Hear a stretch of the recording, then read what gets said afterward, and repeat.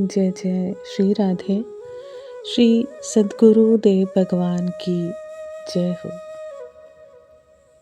भक्तों के हृदय का जो भाव है उद्गर है, भगवान में भी वह भाव और उद्गर भरा हुआ है।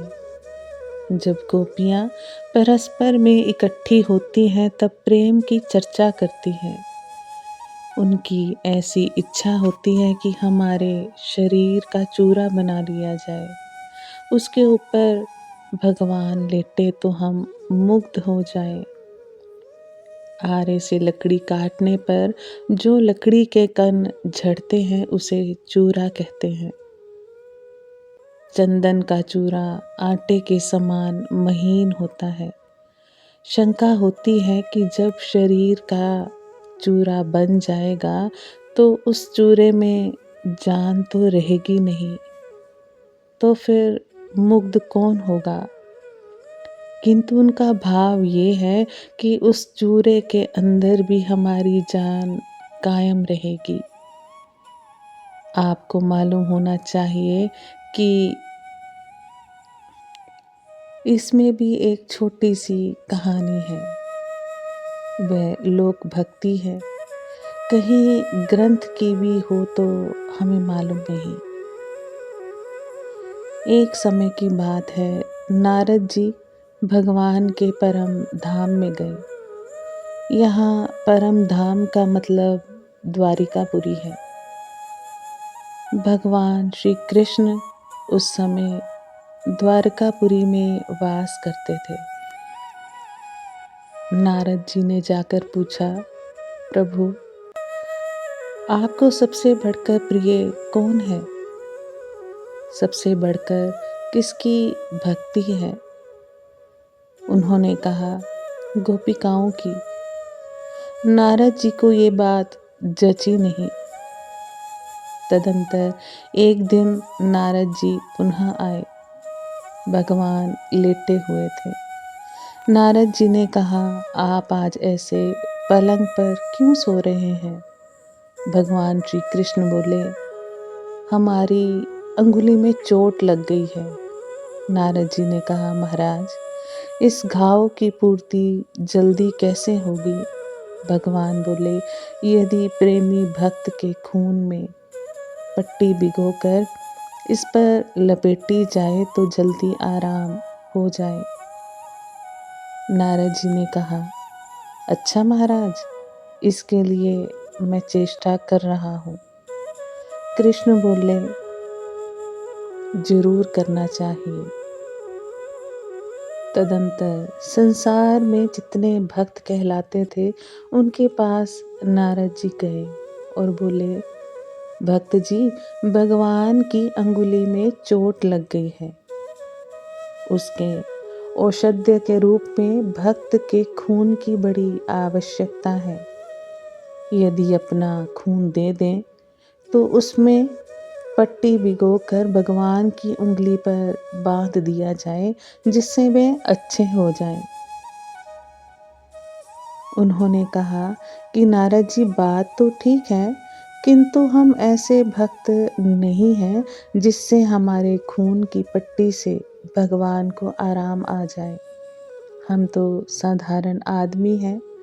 नारद जी जहाँ जहाँ गए किसी ने कुछ कहा तो किसी ने कुछ कहा, किंतु कहीं भी भक्त के खून की व्यवस्था नहीं हो पाई। उस समय नारद जी को याद आई कि भगवान कहते थे कि गोपियाँ सबसे बढ़कर मेरी भक्त हैं, तो क्यों ना ब्रज में चलूं। घूमते घूमते वे ब्रज में आ गए और गोपियों के सामने जब ये प्रस्ताव पेश किया तो गोपियाँ बहुत खुश हुई। बोली, नारद बाबा, भगवान की अंगुली में चोट लग गई है तो क्या भक्त के खून से आराम हो सकता है? यदि हो सकता है तो नारद, तेरे पास क्या कोई खून रखने के लिए बर्तन है? नारद बोले, ये कमंडल है। गोपियों ने नारद से कमंडल लेकर अपनी जांघें चीर चीर कर उस कमंडल को खून से भर दिया।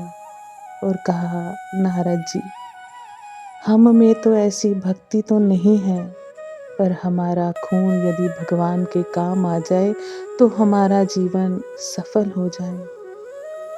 नारद जी खून भरा कमंडल लेकर वहाँ आए। भगवान ने पूछा, नारद जी, इतना खून कहाँ से लाए हो आप? ये तुम्हें कहाँ से मिला, कैसे मिला? नारद जी बोले, महाराज, मैं बहुत भटका पर कहीं खून नहीं मिला। ये खून गोपियों के पास से मिला। मैंने जब उनसे खून की बात की तो उन्होंने बड़े हर्ष के साथ हंसते हंसते अपनी जांग काट काट कर खून देना आरंभ कर दिया, और जिससे मेरा कमंडल भर गया। भगवान ने कहा, नारद, अब तुम्हारी समझ में आ गया होगा कि सबसे बढ़कर हमारी भक्ति किसमें है। नारद जी ने कहा, महाराज, अब मेरी समझ में आ गया है। जब आपने कहा था कि सबसे बढ़कर गोपियाँ हमारी भक्त हैं, तब तो समझ ही नहीं आया था मुझे। महाराज, जब भक्त का खून लाने के लिए मैं यहाँ से निकला तो जहाँ गया वहीं सूखा सा जवाब मिला, किसी ने नहीं दिया। श्री कृष्ण बोले, नारद, तू भटकता क्यों फिरा? क्या तू मेरा भक्त नहीं है? तुमको ये बात नहीं सूझी कि मैं क्यों भटकूं? इनकी उंगली में चोट लगी है तो अभी अपनी जांग काटकर अपना ही खून दे दूं, जैसे गोपियों ने दिया। तुम भी तो दे सकते थे। नारद बोले, हाँ महाराज, ये बात उस समय मेरे हृदय में आई ही नहीं। कृष्ण बोले, गोपियों के कैसे समझ में आई? नारद जी बोले, हाँ महाराज, अब मेरी समझ में आ गई। मैं तो झूठा ही भक्ति का अभिमान रखता हूँ। आपकी सच्ची भक्त तो गोपियाँ ही हैं। बहुत ही सुंदर प्रसंग। महाराज श्री की कृपा से इस प्रसंग को हम आगे भी चर्चा करने का प्रयास करेंगे। आप सभी वैष्णव जन को श्री हरिवंशी श्री सद्गुरु देव भगवान की जय हो। जय जय श्री हरिवंश।